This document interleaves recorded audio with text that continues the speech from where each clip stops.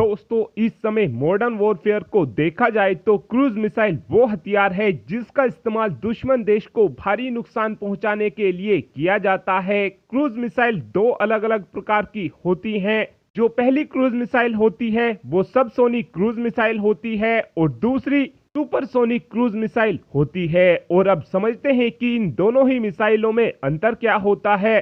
जो हमारी subsonic cruise missile होती है, इन मिसाइलों की रफ्तार 0.8 मैक से 1.2 मैक के बीच होती है, यानी कि किलोमीटर में देखा जाए तो सबसोनिक मिसाइल की रफ्तार 987.84 किलोमीटर प्रति घंटा से 1235 किलोमीटर प्रति घंटा के बीच होती है। लेकिन जो सुपरसोनिक क्रूज मिसाइल होती हैं, इन मिसाइलों की रफ्तार 1.2 मैक से 5 मैक के बीच होती है, यानी 1236 किलोमीटर प्रति घंटा से 6174 किलोमीटर प्रति घंटा के बीच सुपरसोनिक मिसाइलों की रफ्तार होती है। और इस समय देखा जाए तो दुनिया में लगभग सभी देश सुपरसोनिक मिसाइलों को खुद ही बनाकर तैयार कर चुके हैं। लेकिन इन सबसोनिक मिसाइलों के अंदर सबसे बड़ी परेशानी यह होती है कि इस समय सबसोनिक मिसाइल को काफी आसानी से किसी भी डिफेंस सिस्टम की मदद से मारकर गिराया जा सकता है। लेकिन जो सुपरसोनिक मिसाइल होती हैं, इनको मारकर गिराना बहुत ही ज्यादा मुश्किल होता है। और इस बात का एग्जाम्पल हमको रशिया और यूक्रेन युद्ध में देखने को भी मिला है, जब रशिया की तरफ से यूक्रेन के ऊपर 211 की संख्या में P-800 ओनिक्स मिसाइल दागी गई थी। और इन 211 P-800 ओनिक्स मिसाइल में से 199 P-800 ओनिक्स मिसाइल ने अपने टारगेट को 100% एक्यूरेसी के साथ हिट किया था, और जो बची हुई 12 मिसाइलें थी वो अपने टारगेट से भटक गई थी।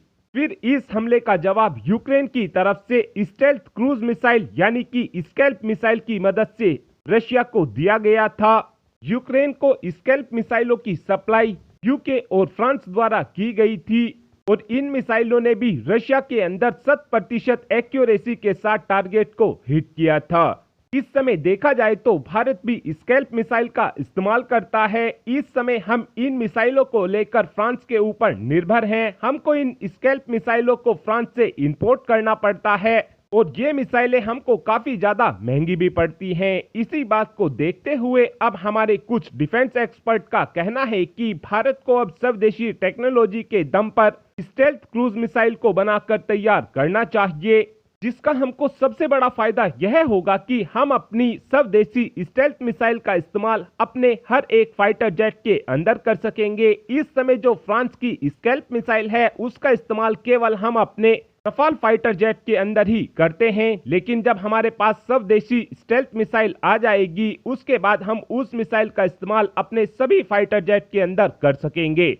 इस समय देखा जाए तो भारत की तरफ से 2 ऐसी मिसाइलों पर काम किया जा रहा है, जिसमें से पहली मिसाइल को तो DRDO द्वारा बनाकर तैयार किया जा रहा है, और इस मिसाइल के अंदर हमको स्मॉल टर्बोफैन इंजन का इस्तेमाल होते हुए दिखाई देगा। इस मिसाइल को DRDO indigenous technology cruise missile के बेसिस पर बनाकर तैयार कर रहा है, और दूसरी स्टेल्थ क्रूज मिसाइल को हमारे HAL और new space research and technology मिलकर बनाकर तैयार कर रहे हैं। और इस मिसाइल को हम कैट्स हंटर क्रूज मिसाइल के नाम से जानने वाले हैं, और भविष्य में हमारे सभी फाइटर जेट के अंदर हमको यही मिसाइल देखने को मिलेगी। और अब आप ही कमेंट कर बता सकते हैं कि क्या हमको स्टेल्थ क्रूज मिसाइल को अपने सभी फाइटर जेट में लगाना चाहिए, हाँ या फिर ना। इस बात का आंसर आप कमेंट बॉक्स में दे सकते हैं। Thanks for watching this video. Have a good day.